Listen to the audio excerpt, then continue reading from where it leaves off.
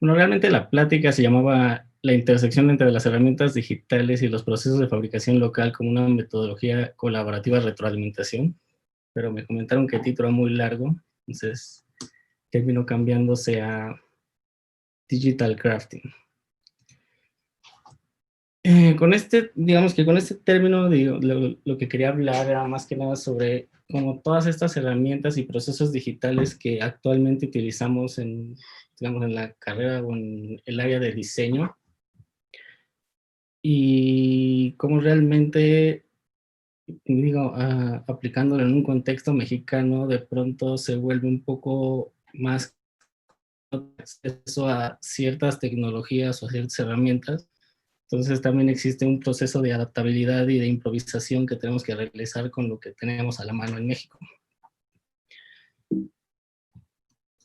Eh, Me gusta empezar con esta frase que es de Bruce Mau, que escribió en su manifiesto hace ya un par de años, en el 98, que decía, avoid software, the problem with software is that everyone has it.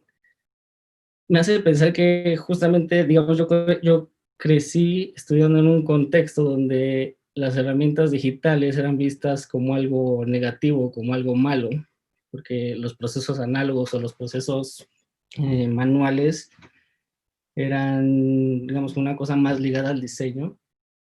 Y creo que con esta frase, más bien, Bruce Mau, en vez de decir que no utilicemos el software, más bien era como el problema de usar el software es que, o de tener esas herramientas, es que de pronto llegábamos como a los mismos resultados. Y después Robert Ives en 2013, digo, me voy a centrar en lo último que decía, before I design, I will first build my tools. Creo que se vuelve una cosa muy interesante ya en esta actualidad. Cuando Bruce Mau comenta, evitemos el software, el problema del software es que todo el mundo lo tiene, creo que se refería más bien a esta cosa de que con las mismas herramientas, o utilizando las mismas herramientas que todos utilizamos, vamos a llegar a los mismos resultados.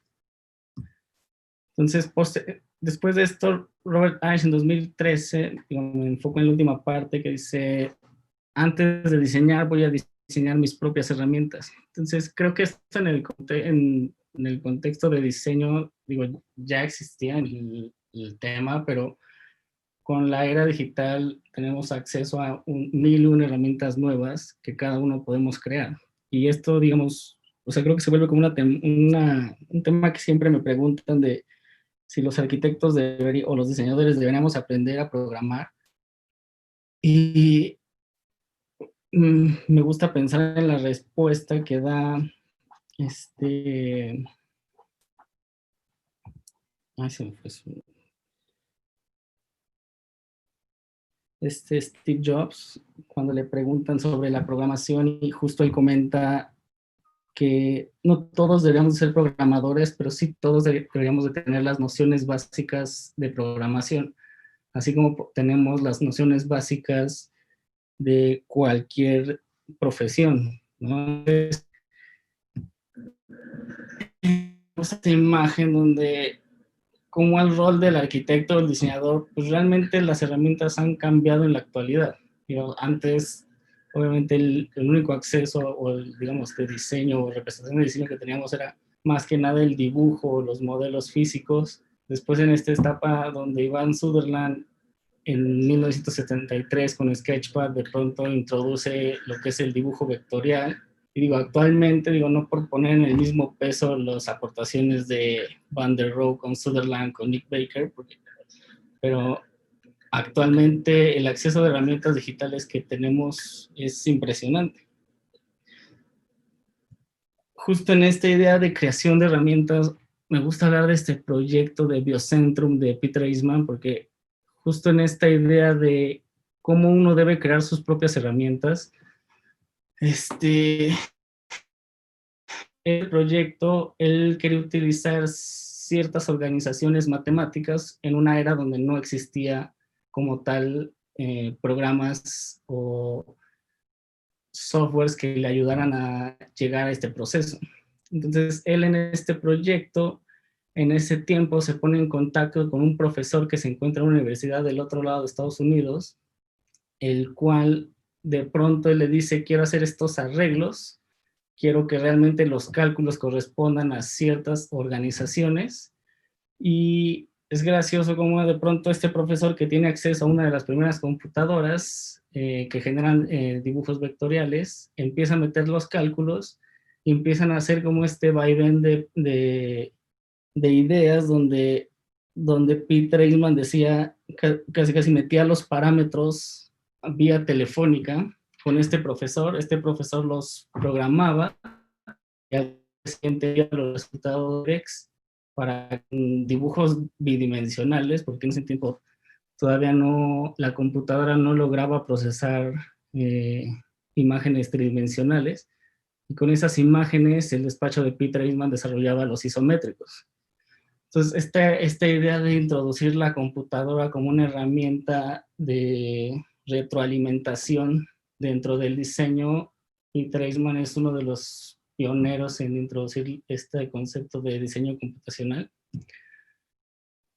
Y después me gusta también hablar de este proyecto de Frank Gehry, no porque el proyecto como tal me encante, pero justo él en una plática comenta que al momento de construir este proyecto, no podían dibujar o no podían representar en papel la idea que él tenía de la cubierta de esa escalera.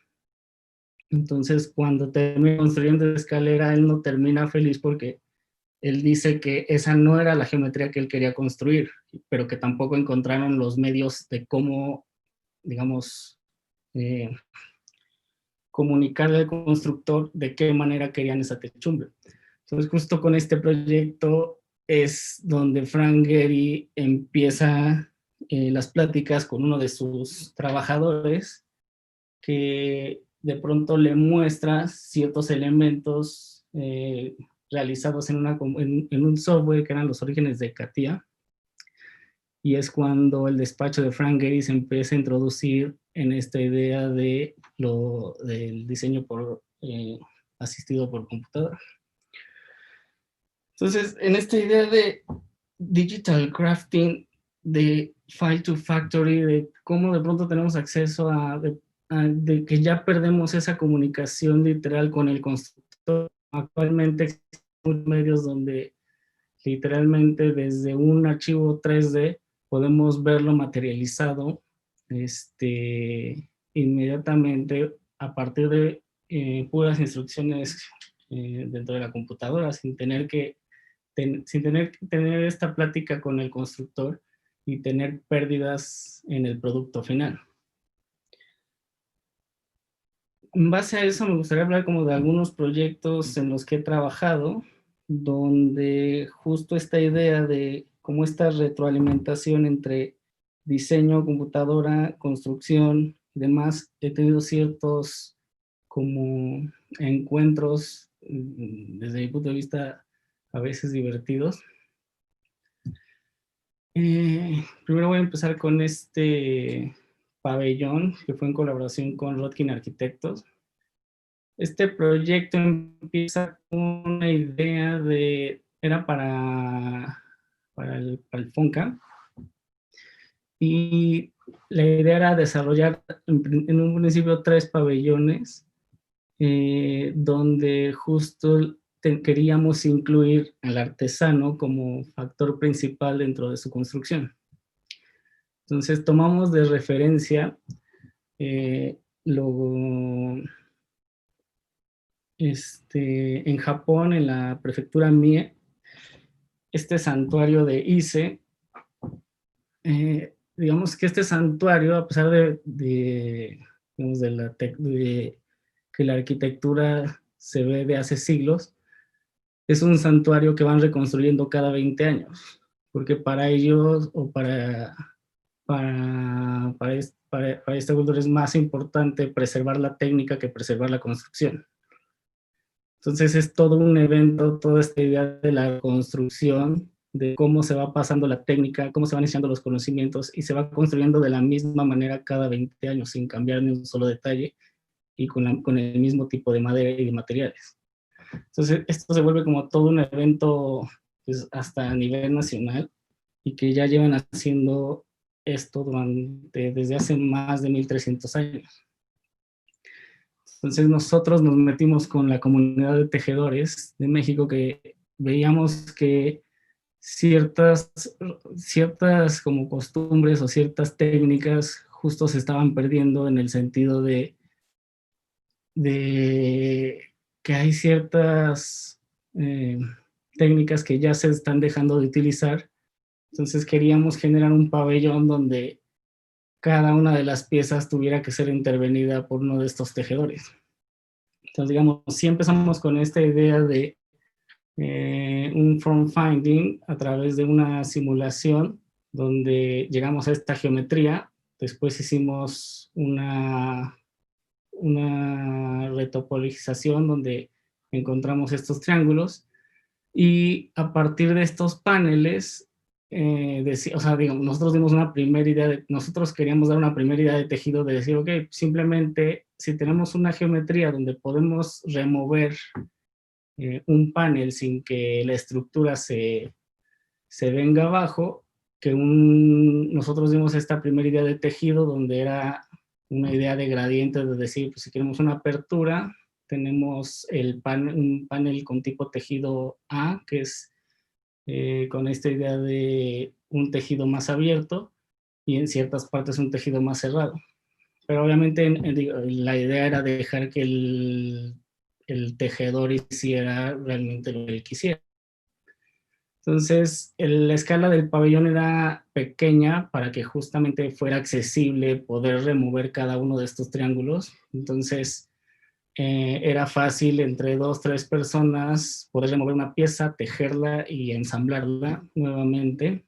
Entonces, la idea era generar esta idea de ponerlo en una zona donde pudiéramos concentrar a los tejedores y que ellos pudieran estar practicando constantemente sus técnicas. Con respecto a las nuevas tecnologías que tenemos, pues hicimos ciertas pruebas de prototipos donde utilizamos corte CNC en 3 ejes, donde utilizamos ciertas técnicas para doblar la madera, pero es como esta nueva relación, es como sí, o sea, se está utilizando CNC, pero pues también luego olvidamos que también hay una parte donde pues no todo es mecanizado, ¿no? También donde posterior al corte se tienen que lijar ciertas partes. Luego imprimimos unas piezas en 3D que sustituimos para sustituir unas tuercas, pero lo mismo, para ahorrar costos de producción y demás, dejamos la perforación hecha y después se hizo la cuerda manualmente en las piezas. Entonces, hicimos una serie de prototipos de cómo podrían ser estas piezas. No sé si aquí alcanzan. Bueno, ahí no sé si alcancen a ver justo en una parte donde se ve la integración de estas piezas que se sustituyeron como cuerdas para utilizar ciertos tornillos. Entonces era una mezcla de decir, ok, tenemos estas piezas que son de producción digital, pero que requieren muchísima mano de obra manual, muchísima obra artesanal para que esta pieza pudiera, digamos, mantenerse con el tiempo. Entonces la idea es que este pabellón se volviera un escaparate a todas estas técnicas manuales. Y en el momento en el que tú estuvieras en el interior, poder observar las diferentes técnicas que estas técnicas podrían generar. Obviamente ya por cuestiones pues de tiempos y demás, ya no logramos conseguir los fondos para su fabricación, pero aún hasta la fecha se sigue buscando construir este pabellón. Posteriormente, este otro proyecto, una silla que hice para muebles de concreto, lo mismo, primero fue entender un icono del diseño mexicano que era la silla Acapulco, y después cómo lo podríamos reinterpretar en otro material. Entonces, en un principio se utilizaron estas bases de tomar ciertos bordes o ciertas referencias de la silla, y a partir de esas referencias generar una superficie mínima entre esos bordes. Entonces aquí se vuelve un poco, sí se hizo una simulación de una relajación de una malla poligonal para obtener en principio la primera geometría, y posteriormente con eso, digo, utilizando otras herramientas igual digitales, de esa malla poligonal, en este momento para su fabricación, eh, digamos que lo convertimos en un sub-D, que es otro tipo de geometría, y a partir del sub-D empezamos a sacar la información para poder realizar la fabricación digital primero del positivo.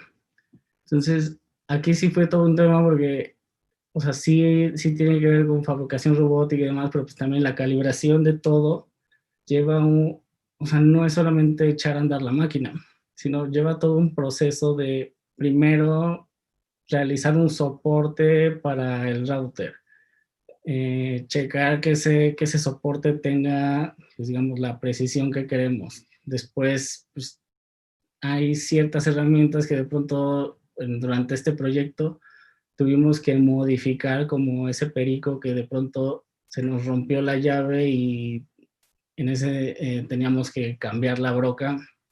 Entonces igual tuvimos que desbastarlo para, pues, poder ajustarlo en esa improvisación mexicana que tenemos de seguir adelante, de luego no buscar la herramienta correcta, sino simplemente adaptarse y decir, pues en vez de utilizar esa llave, vamos a desbastar y vamos a crear nuestra propia llave. Y sí, después todo este proceso de precisión de router, del brazo robótico, que fuimos programando superficie por superficie para llegar a la forma que habíamos tenido en un principio.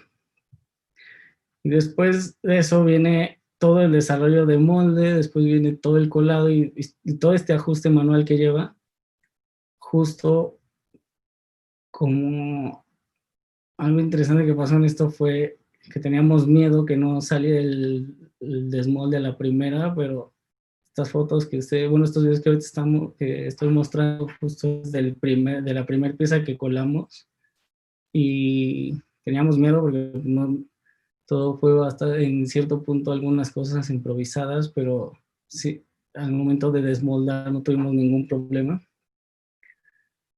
Y justo esto, o sea, después del desmolde viene una parte de quitar todas las partes que sobraban y demás. Y pues llegamos a este resultado. Y en cuestión de, igual, algo que nos preocupaba era un poco la comodidad, porque llegar a una silla de concreto que fuera cómoda, estuvimos haciendo varias múltiples pruebas, pero en escalas de 1 a 10, en impresiones 3D, y todo a partir de estar sintiendo la impresión 3D con las manos, que al fin y al cabo era lo que podíamos construir rápidamente y decir, ok, después de 3, 4 pruebas dijimos, pues vámonos con esta. Y me gusta poner esta imagen donde pues sí hubo una parte de donde empezó una idea digital, después donde hicimos varias pruebas en impresión 3D hasta que llegamos a una silla de concreto 1 a 1, donde realmente no nos importaba mucho la precisión, pero al final, porque realmente después pues tiene ciertas diferencias con respecto al molde, después al momento de colar puedes tener ciertas diferencias, pero al final, digo, creo que llegamos a un resultado bastante similar a lo que queríamos, porque no era tan controlable como lo es, por ejemplo, la impresión 3D, que fue en este caso para esta lámpara que se diseñó para decimal. Todo el proceso de diseño para esta lámpara empezó a partir de una superficie NP, que este código, digo, yo no lo escribí desde el inicio, fue algo que aprendí, lo aprendí en un curso, en un webinar con Giulio Piacentino, que es el desarrollador de Weaver. Y a partir de ese código empecé a jugar con él y empecé a sacar diferentes pruebas. Y me parecía interesante esta idea o este concepto de una superficie que se intersecta y que a la vez para los parámetros que requería la empresa decimal, que para ellos era importante mantener un volumen máximo para que la pieza no se volviera demasiado cara de imprimir. Un volumen máximo, ellos te dan ciertas referencias te dan un tamaño de cuánto puede medir tu impresión 3D. Entonces, obviamente tienes estas dos limitantes. ¿Cuánto va a medir, cuánto es tu cama de impresión y cuánto es tu volumen de material? Y a partir de ahí le empiezan a sumar otras variables como el espesor mínimo que puedes tener sin que la pieza se fracture fácilmente. Entonces, a partir del código, digamos que empecé a jugar y saqué esta geometría con menos subdivisiones. Y después de eso llegó un proceso más como de escultura, de estar moviendo vértices y caras y bordes de la malla poligonal. Y eso a través, digo, esto lo comento porque igual luego me pregunto sobre aprender si es mejor utilizar Maya, si es mejor utilizar Rhino. Pues yo creo que es más importante entender cómo funciona la geometría computacional.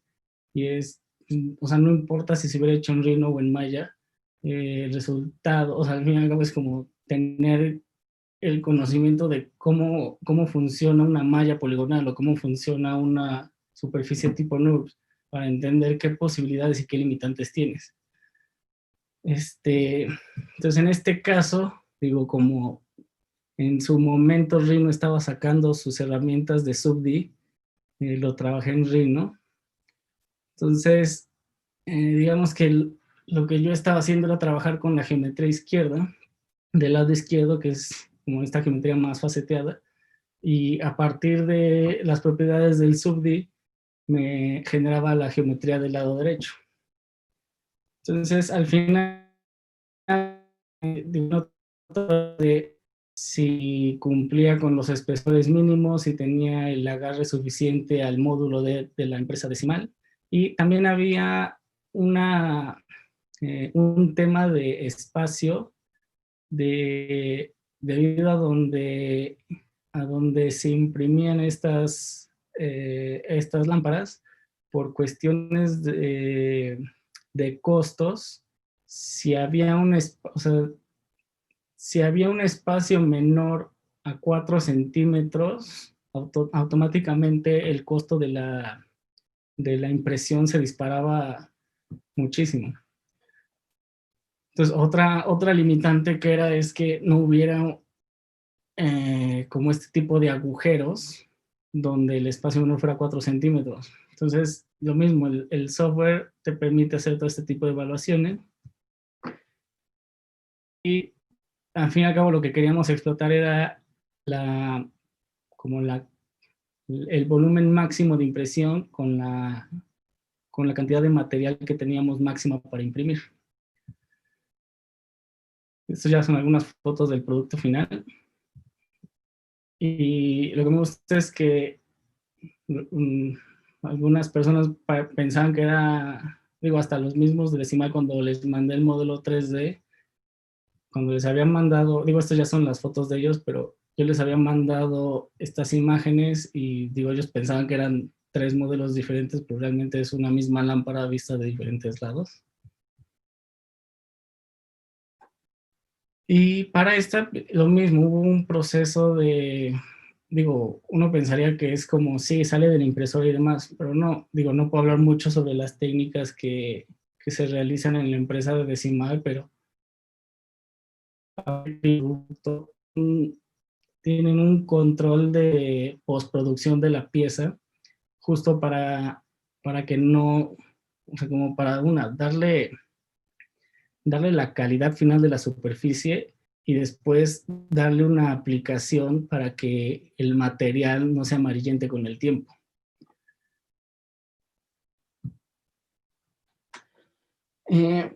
Este es un proyecto que hice ya igual hace unos años, que era un sistema de mobiliario de concreto que hicimos para la Autoridad del Espacio Público. Entonces, la idea era generar, para nosotros vamos a generar 3 piezas, en este caso son las 3 piezas de la izquierda, y cómo esas 3 piezas podrían generar múltiples variaciones de mobiliario. Lo mismo, porque hay que entender que en cierto, más en México, espacio público, muchas veces no hay el presupuesto necesario o que deberíamos de darle al espacio público, pero fue cómo podemos hacer algo que sea bastante dinámico, que sea bastante divertido y que podemos simplificar su fabricación para que en costos no genere un problema para el gobierno. Entonces, lo mismo, en esta me pareció interesante porque muchas de las cosas, la verdad es que las resolvieron los mismos trabajadores. Literalmente para este proyecto, pues sí fue algo más que el mismo conocimiento que ellos ya tenían de cómo, o sea, de cómo hacer los armados, de cómo hacer los moldes, o sea, toda la ingeniería de los moldes fue resuelta por ellos. Entonces, digo, me da risa este video porque fue la primera prueba que hicimos de colado y lo mismo, por ese ingenio teníamos la revolvedora y por esa flojera de no querer lavarla para una sola prueba, fue como, no, ahorita lo paliamos a mano y sale. Y lo mismo, o sea, no, digo, a lo mejor un poco de pereza de parte de nosotros de no generar el armado y demás, pero todo el armado y todas las uniones y demás fueron resueltas por ellos. Al final nosotros simplemente dimos ciertas medidas y obviamente para simplificar su fabricación utilizamos caras planas en todos lados para que no fuera el molde tampoco demasiado complejo. Mismo para lo mismo de las cubiertas fue una cosa bastante, un poco más controlada, pero también divertida porque lo mismo, todos pesos, ¿no? Por ejemplo, en la imagen de hasta la derecha, pues sí, se habían hecho unos soportes para que o sea, digo, al momento de que lo estaban fabricando, se hicieron estos como postes para que no se fuera digamos, a caer la cubierta, pero pues ya llegando en sitio, pues ya faltaban postes, ya no sabían qué hacer y se empezaron a agarrar armados y tabletas para nivelar. Y ya lo bonito es de pronto ya cuando empiezas a jugar con estos módulos, también digo, por cuestiones del programa nos habían pedido que dentro de las cubiertas hubiera, digamos, se pudiera proveer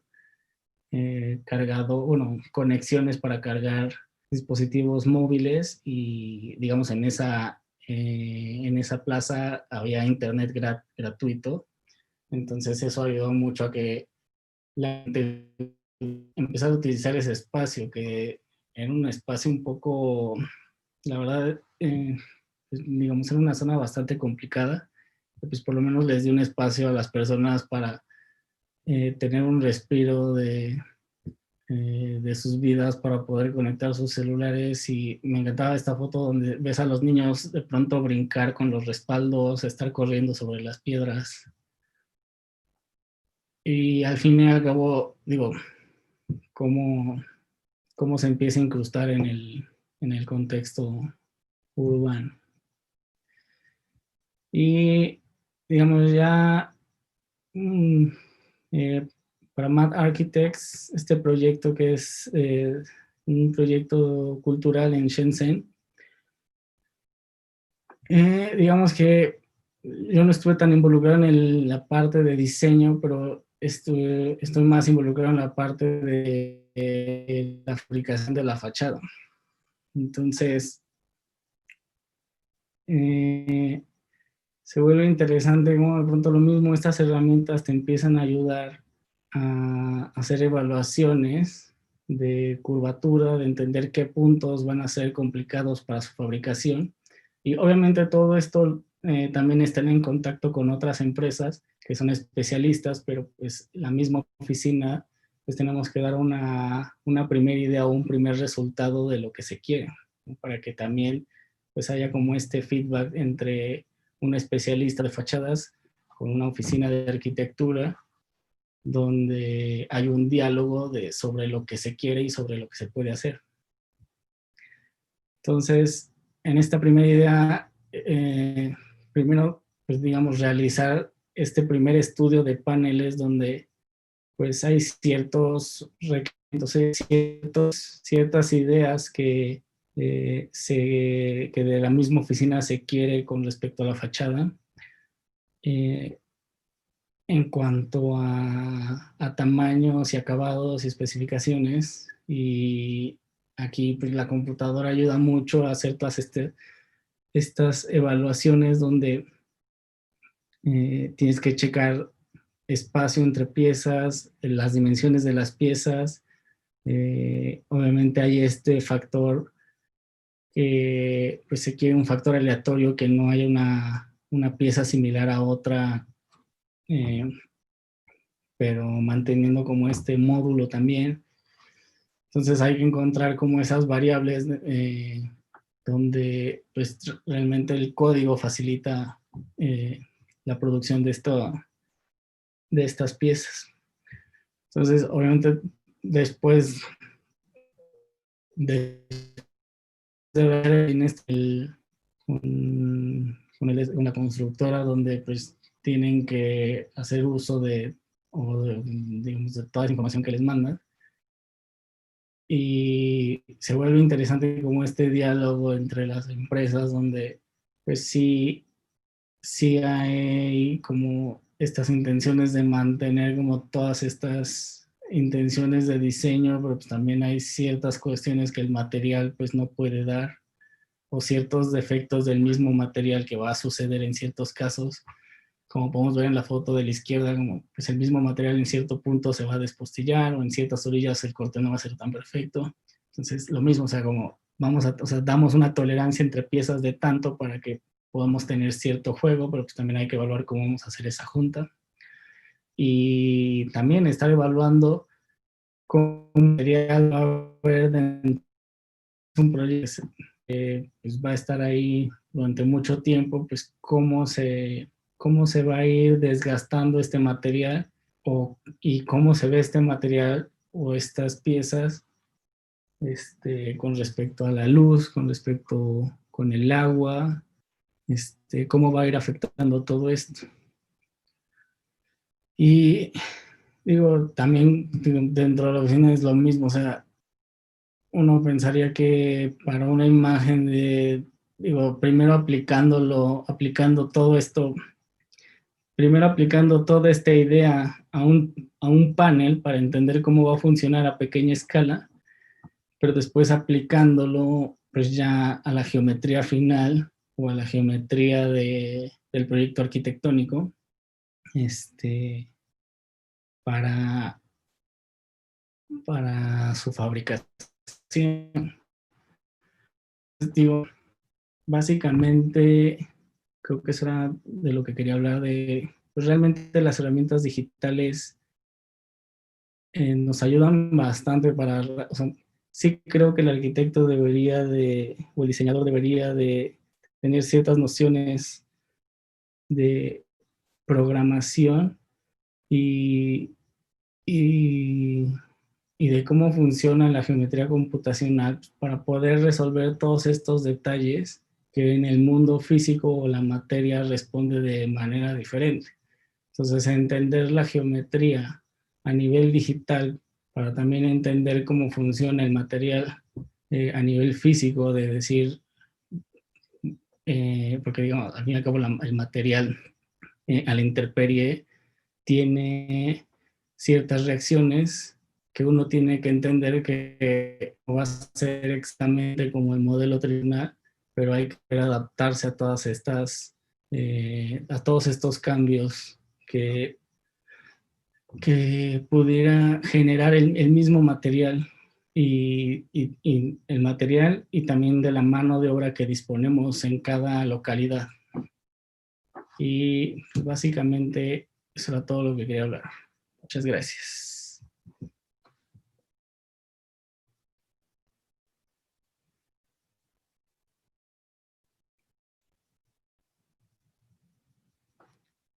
No sé si haya preguntas. Sí, es lo que estoy revisando. No sé si alguno de los asistentes quisiera hacer alguna pregunta. No sé si puedes ver tú el panel, Yoshi. Ahí están ya. ¿Alguien hizo alguna pregunta? Sale acá.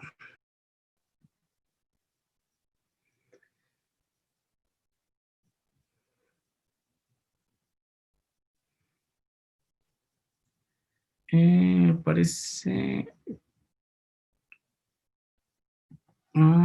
una pregunta de cómo hacemos para que nuestra idea no termine siendo...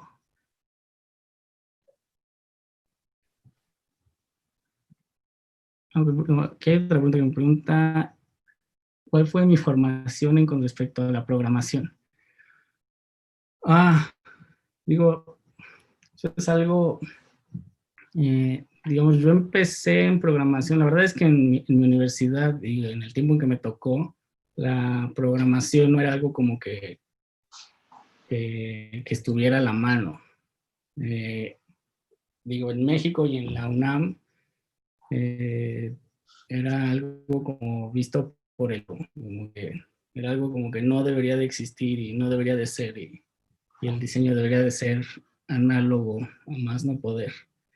Y curiosamente yo empecé en ese tiempo me tomé un año sabático y había organizado un tema de tesis con un profesor muy querido que dice, ya falleció, es Humberto Ricalde, y había armado un proyecto de tesis en el cual iba a hacer una investigación en ese tiempo de Le Corbusier y Álvar Aalto. Entonces la idea era que yo iba a ir a documentar la obra arquitectónica y hacer lo que tenían en la UNAM, hacer croquis, fotografías y demás. Y me acuerdo que el primer viaje que realizo al Villa Savoie de Le Corbusier, sí me quedé con esta idea de, pues, está muy bonito, pero pues no es como me lo vendieron en la escuela.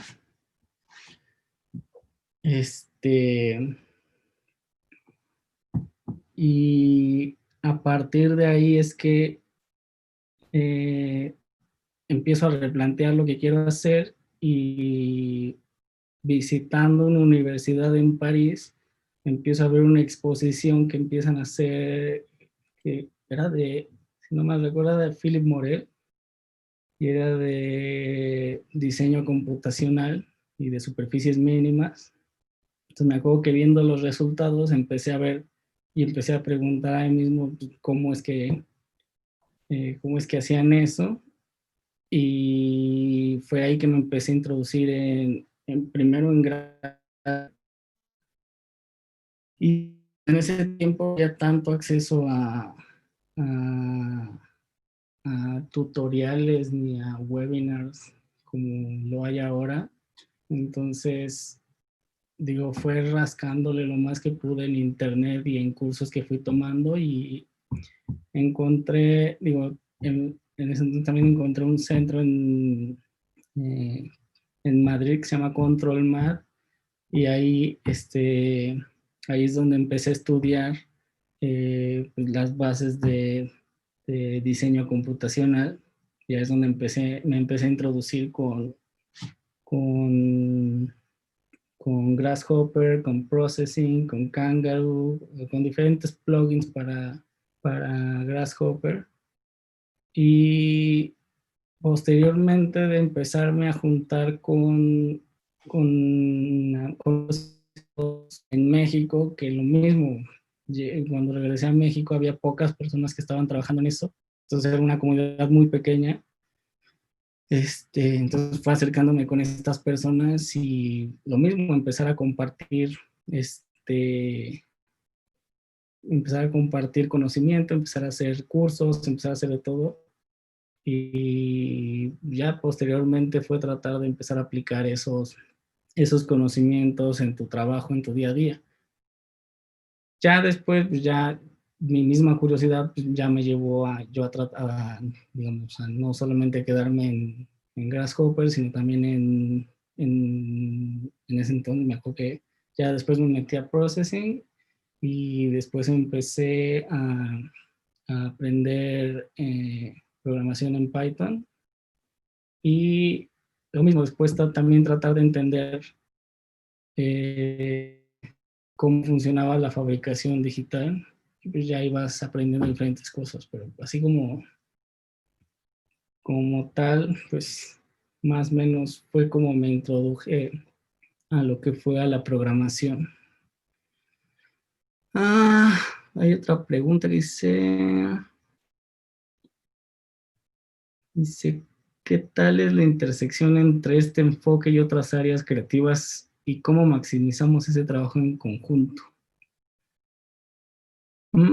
Pues con otras áreas creativas ha sido bastante interesante. Hubo un tiempo que estuve dando clases en centro, en una especialidad que era código creativo para diseño, y la mayoría de los alumnos no eran arquitectos, era más un sector de alumnos que eran más apegados al diseño gráfico y al diseño industrial.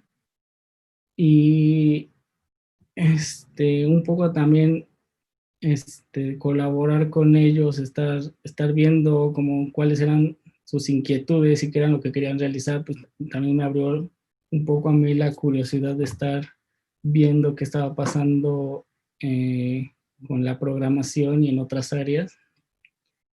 Y pues, de cómo maximizar el trabajo en conjunto, pues creo que más bien es saber trabajar en equipo. O sea, también hay que entender que, o sea, cualquier proyecto, sea lo que sea, es involucrar al mayor número de personas y cada persona va a aportar lo mejor que sabe hacer. Y, y creo que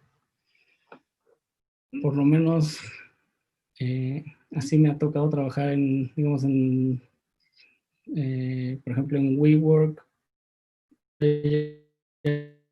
Era un equipo menor, pero éramos 12 personas que lo mismo tienes que estar con diferentes eh, antecedentes y, y se hizo una colaboración de equipo bastante interesante porque cada uno va aportando lo que sabe y entonces siempre se vuelve un proyecto más agradable cuando todo el mundo aporta y no es solamente una persona dando órdenes. Ah, hay otra pregunta que es, ¿consideras que se requiere un presupuesto alto para realizar una obra de calidad? Pues, siempre se agradece que haya un presupuesto alto para realizar lo mayor posible, pero creo que no se requiere un presupuesto alto para hacer algo de calidad. Creo que se requiere bien que haya compromiso, pues sí, un compromiso de todas las partes y bueno, y por parte bueno, lo que me ha tocado como arquitecto es que pues sí tienes que estar revisando o sea, si dejas que cada trabajador aplique o dé sus ideas, por ejemplo, tienes que estar checando que cada uno vaya haciendo digamos, lo que realmente esperas y lo que se puede con ese presupuesto. Por ejemplo, para el proyecto de las cubiertas, digo, lo voy a poner de nuevo, no sé. Por ejemplo, para este proyecto, en el proyecto original teníamos 6 cubiertas y cuando bueno, cuando se soltó la licitación, pues ya nos dieron el presupuesto y demás. Y este proyecto lo hice en colaboración con Pablo Kobayashi. Entonces, en ese momento, cuando teníamos que definir el material de lo que iba a ser la cubierta, este, eh, digamos, el costo se incrementaba porque queríamos utilizar una cubierta de alta calidad, que era un material italiano que, que lo que hacía era, o sea, absorbía la radiación y el calor del sol por un lado y por el otro lado mantenía fresco. Entonces, cuando quisimos utilizar este material no nos daba el presupuesto. Entonces fue una plática con el gobierno donde por parte de nosotros redujimos nuestras utilidades y entre 6 cubiertas con un material que, que se iba a dañar en 3 años, logramos pedirles que, o sea, logramos un acuerdo entre el gobierno de decir, ok, nosotros reducimos parte de nuestras utilidades y déjanos no entregar una cubierta para poder llegar al presupuesto de utilizar un mejor material, que va a durar muchísimo mayor tiempo y va a tener mejores cualidades dentro de ese espacio. Entonces digo, se trata más de justo llegar o hacer estas pláticas para pues, poder llegar a lo que, digamos, a lo que uno, o sea, si hubiéramos querido nosotros, pues al fin y al cabo dejamos un material cualquiera que en 2, 3 años con el sol se hubiera terminado, pero pues fue más un compromiso nuestro de hacer un trabajo de calidad. Y otra pregunta que dice, ¿tienes alguna influencia, tuviste inspiración de la anatomía humana o médica? Noté que alguna parecía un corazón y otra una tráquea. Me gustó mucho. Salud. Pues, no, no tengo alguna inspiración en la anatomía humana. La verdad es que mi inspiración está más basada en la geometría y en procesos matemáticos, pero pues realmente, pues sí, sí hay ciertas similitudes en ciertos puntos, pero no, la inspiración, bueno, los puntos de diseño no provienen de, de esas referencias.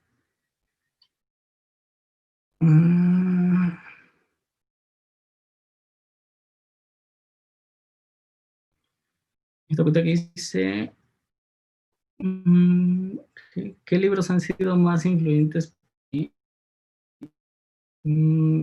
Que me gusta mucho de, ay, se me olvidó el nombre, por aquí estaba, pero es se llama, creo que se llama Crítica de Montaner. Es un libro que eh, me dejaron leer en la escuela y me gustó mucho a tener una mentalidad más crítica con respecto a las cosas. Y dice, ¿crees que el haber aprendido Grasshopper fue un punto decisivo en tu carrera de manera en que te llevó a donde te encuentras ahora? O sea, lo que me ayudó Grasshopper fue, o sea, no fue tanto la herramienta, sino más bien el proceso. O sea, como entender otro tipo de pensamiento, entender un proceso de pensamiento computacional fue lo que me hizo o sea, como fue lo que empecé a perseguir. Como para mí era muy importante que, digo, en ese entonces era como que, los datos que estás recabando sean los que generan el proyecto final. Entonces había un link muy directo entre lo que empezamos a hacer Grasshopper en esta idea de conectar parámetros para llegar a un resultado. Entonces me gustó más el, el pensamiento que la herramienta como tal.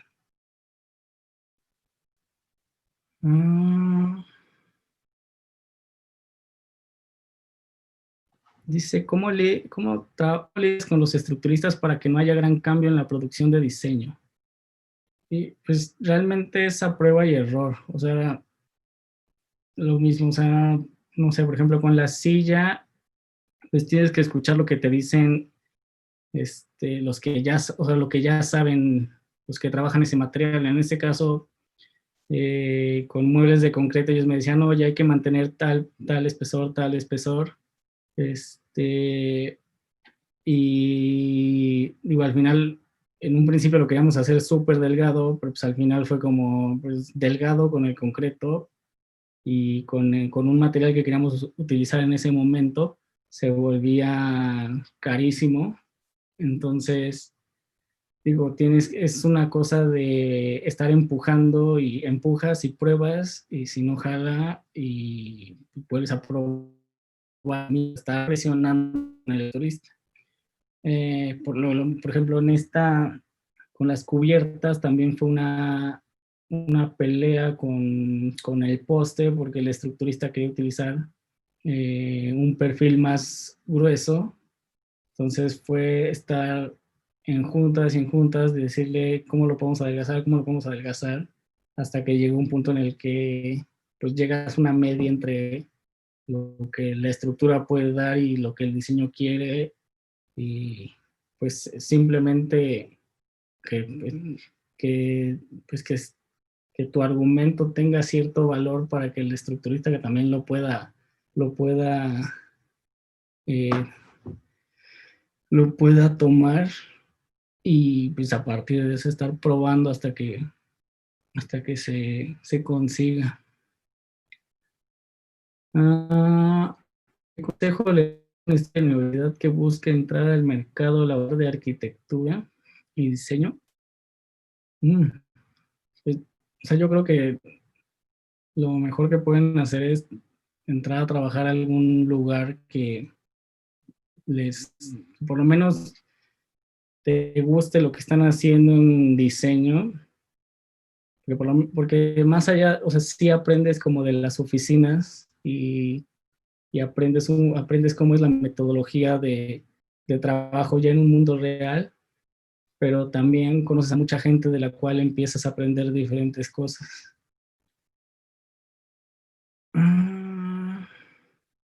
¿En dónde mandas a fabricar tus piezas o prototipos acá en México? Ah, pues básicamente la mayor de que se por ahí, la mayor parte son en Fab Lab México, que es igual un taller en México que digo, ya tienen años trabajando con diferentes, y trabajan más como con proyectos de arte. Es un gran amigo, Eduardo Ramírez, y digamos, él tiene un gran conocimiento sobre fabricación digital y con él igual, cuando se quiere hacer algo, es lo mismo, empiezas a hablar con él de tolerancias, de medidas mínimas, máximas, y cuánto puede soportar el material, y, y es una muy buena, es un muy buen lugar para poder este, hacer prototipos y producciones finales. Ah, ¿qué tan sencillo sería implementar dentro del proceso de fabricación materiales sustentables?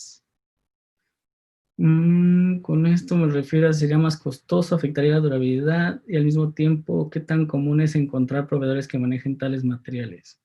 Mm, pues, o sea, creo que, o sea, si lo estás buscando, lo vas a encontrar. O sea, para un proyecto igual, lo hicimos en WeWork, igual era una lámpara, y no por nuestra parte, sino por la parte del equipo de iluminación. Y lo mismo, querían que el material fuera reciclable. Y digo, en un principio era una problemática, porque con respecto justo al proveedor, pero creo que actualmente existen bastantes proveedores de materiales sustentables.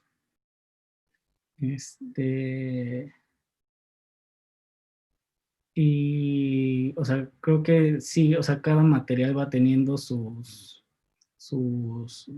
sus puntos con respecto a durabilidad y comportamiento en la intemperie y demás, pero, o sea, creo que si en tu proyecto lo que, o sea, como hay cierto material que quieres, o sea, es lo mismo, o sea, es entender el material y lo que el material te puede dar, eh, lo mismo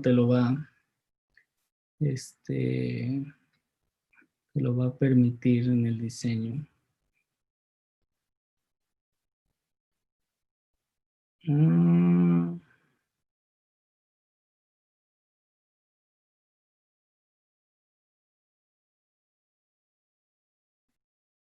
me pregunto que cuál es para hacer un buen arco. Híjole, pues la verdad es que depende qué, o sea, a qué te quieras dedicar. O sea, más que un buen arquitecto es un buen profesionista y, o sea, creo que, o sea, sí es más como con respecto a diseño, o sea, creo que sí es estar empapándote todo el tiempo, este, pues de lo que está pasando actualmente en diseño, estar leyendo sobre lo que ya pasó en diseño, y estar, digo, hay diferentes, digo, tengo diferentes amigos que se me hacen bastante muy buenos profesionistas y cada uno tiene un camino totalmente diferente.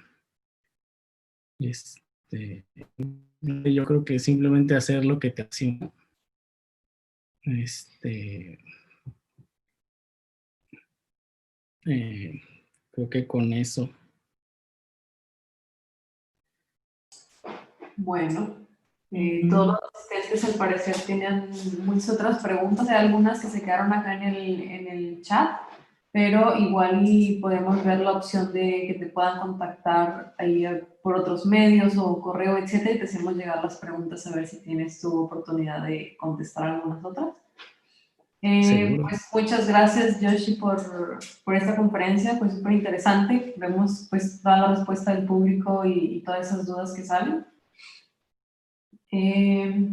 Y pues también gracias a todos los asistentes por estar en esta plática, por acompañarnos. Y pues creo que sería todo. Muchas gracias por la invitación. Muy bien, nos vemos después. Hasta luego, gracias a todos. Adiós. Bye.